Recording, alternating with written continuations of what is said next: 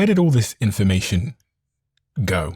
You know, because if the people who built the pyramids of Giza had this information, where did the sages go and with their information? Yeah, it's very odd actually. What happens after Giza is fascinating, because once you leave the fourth dynasty period, you get into the fifth and sixth dynasties, pyramid building collapses. The stuff they're making in the fifth dynasty, like the Pyramid of Unas, fifth dynasty pyramid in Saqqara, inside, it's stunningly beautiful.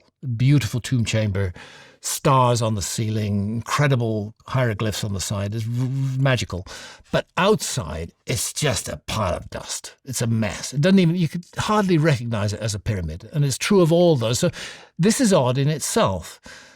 Normally, when human cultures create something, they continue to work on it. And it tends to get better and better, not worse and worse. So it's odd what happens to the pyramids, that they get worse and worse in Egypt. It's like, job done that, move on. And that's there.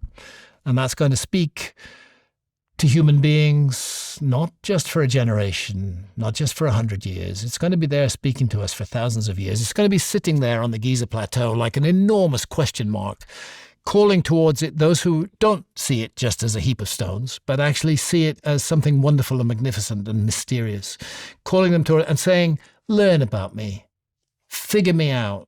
And in the process of learning about me, you're going to learn so much else. Well, in learning about the Great Pyramid, I find that it is encoded with astronomical information that should not be there if the current model of the history of science is correct.